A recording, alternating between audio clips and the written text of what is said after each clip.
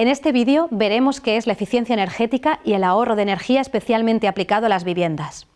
Veremos qué es la eficiencia energética, qué factores intervienen en la eficiencia energética y en el ahorro de energía en una vivienda, cómo se calcula y para qué sirve.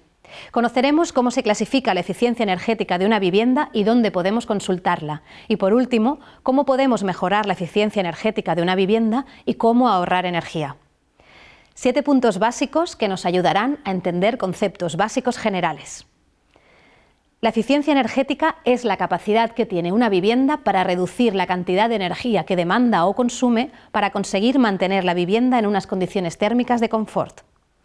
Aunque el confort es algo muy relativo, existen unos parámetros estándar de temperatura que establecen estas condiciones, tanto en invierno como en verano. La cantidad de energía que demanda una vivienda está relacionada en cómo sea constructivamente la vivienda.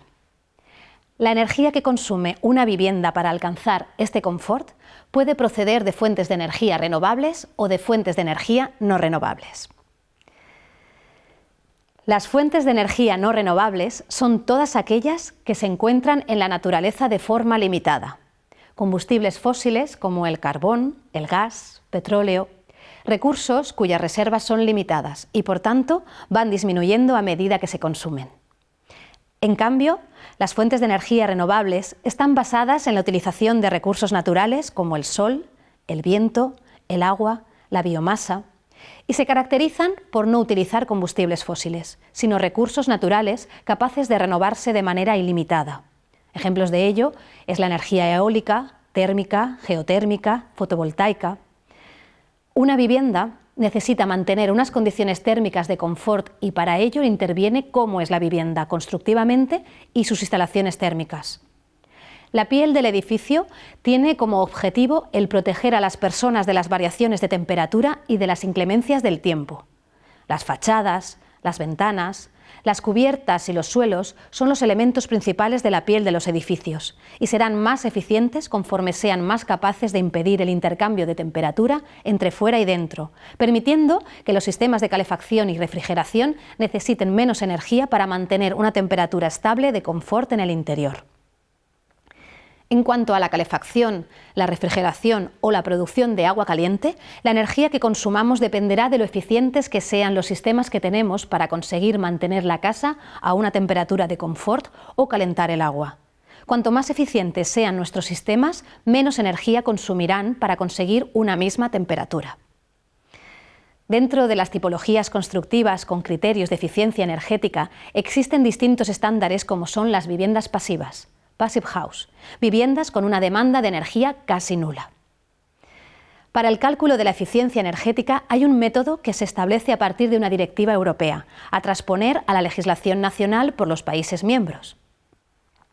En España existe un Real Decreto que regula la eficiencia energética de los edificios y que establece un protocolo a seguir para calcular lo que consume una vivienda en condiciones normales de ocupación y uso en comparación con otra vivienda.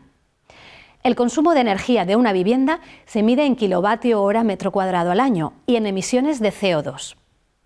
El cálculo de la certificación energética lo deben hacer profesionales con competencias para ello, estando las profesiones reguladas.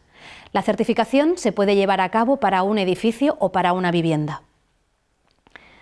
La certificación energética de un edificio o vivienda incluye una etiqueta energética con una escala de letras de la A a la G, similar a la de los electrodomésticos, que nos orienta cómo de eficiente es la vivienda, siendo la A la más eficiente y la G la menos eficiente. La etiqueta energética muestra el consumo en kilovatio-hora metro cuadrado al año de la vivienda y también las emisiones de CO2. Hablamos de consumo de energía primaria no renovable. Y hablamos de consumo para unas condiciones dadas estipuladas por la normativa, siendo para todos los edificios las mismas. El consumo real del edificio no vendrá en la etiqueta, sino que dependerá de cómo usemos la vivienda. La etiqueta de eficiencia energética de los edificios nos permite comparar las viviendas y edificios con unas mismas condiciones de uso, es decir, nos indica el potencial de ser eficiente que tiene. Esto es útil cuando vamos a comprar o alquilar una vivienda, por ejemplo. Sin embargo, dependiendo del uso que hagamos de la vivienda, el consumo puede ser mayor o menor que el que indica nuestra etiqueta. Por ejemplo, si el edificio es muy eficiente con una letra A, pero dejamos las ventanas abiertas cuando tenemos encendida la calefacción, consumiremos mucha energía, pese a que el edificio es eficiente. El edificio es eficiente, pero nosotras no lo estaríamos siendo. Del mismo modo, hay acciones que nos permiten reducir el consumo que no están contempladas en la etiqueta energética, pero que nos ayudarán a reducir el montante de las facturas de energía de una vivienda. La calificación energética ofrece parámetros de la vivienda en cuanto a consumo de energía primaria no renovable y a emisiones de CO2, cuánta energía consume y cuánto contamina la vivienda.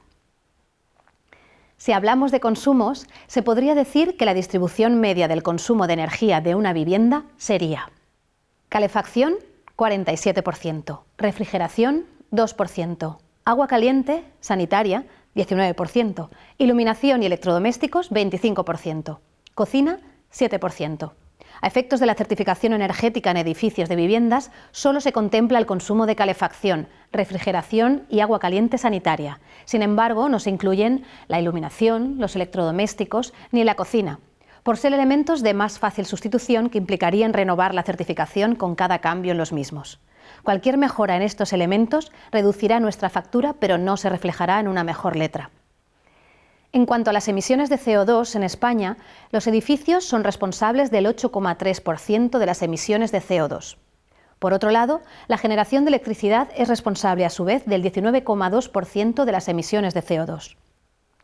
Es fundamental reducir las emisiones de gases de efecto invernadero, principales causantes del cambio climático, así como de emplear energías renovables. Y por último, sabiendo que la calificación energética permite conocer cómo es el parque inmobiliario existente y que lo que no se mide no se puede mejorar, la eficiencia energética poco a poco va acompañada de una serie de beneficios como son las hipotecas verdes, las ayudas en la mejora de la calificación, etc. Todos estos incentivos con un mismo objetivo: que las viviendas sean capaces de consumir y demandar menos energía y de contaminar menos. La calificación energética se aplica a viviendas de nueva construcción y vendrá reflejada tanto en el proyecto como en el libro del edificio. Y para aquellas viviendas que ya existen, el certificado energético es un documento que tanto para vender como para alquilar una vivienda es de obligado cumplimiento. El certificado energético de una vivienda estará disponible para consultarlo de manera pública en el registro de certificados energéticos de cada comunidad autónoma. La etiqueta energética permite comparar viviendas, por ejemplo, cuando nos enfrentamos a la compra o al alquiler y queremos saber cuál es más eficiente. Como ya hemos visto, no todas las medidas de mejora de la eficiencia energética que nos ayudan a reducir el consumo se contemplan en la certificación, pues el objetivo no es saber el consumo real de la vivienda, sino compararlo entre dos viviendas. Por ejemplo, limpiar los filtros del aire acondicionado permite que el equipo consuma menos y, por lo tanto, reduce la factura. No influye, sin embargo, en la etiqueta energética. Las mejoras que podemos llevar a cabo para mejorar la eficiencia energética pueden consistir, por un lado, en reducir la energía que pide la vivienda o el edificio, llamadas medidas pasivas, y, por otro lado, en mejorar los equipos que calientan o enfrían nuestras viviendas, llamadas medidas activas. Entre las medidas pasivas que podemos realizar estarían la mejora de aislamiento. La mayor parte de viviendas construidas en los años 60-70 no tienen aislamiento térmico, o la mejora del comportamiento de ventanas. Respecto a las medidas activas, serían todas aquellas en las que interviene el usuario y las instalaciones. Reducir el consumo de agua caliente, graduar correctamente la temperatura interior, no ventilar en exceso, sustituir parte de la energía por otra de procedencia renovable. Hemos visto que la eficiencia energética está relacionada con el consumo de energía para conseguir condiciones de confort y, por lo tanto, todas las medidas que vayan encaminadas a ahorrar energía te hacen más eficiente. También hemos visto que podemos realizar acciones que supongan un ahorro de energía para nuestra vivienda, que al fin y al cabo supone un ahorro económico, sin que impliquen una mejora de la calificación energética de la vivienda. Implementar medidas encaminadas a que la piel de nuestros edificios sea más aislante, a que nuestros equipos sean más eficientes y a reducir el consumo de energía de origen no renovable permitirá reducir la inversión en energía de la vivienda, mejorará las condiciones de confort en el interior y nos permitirá reducir las emisiones de CO2 para ser menos contaminantes y cumplir con las nuevas normativas. Viviendas más eficientes, viviendas menos contaminantes.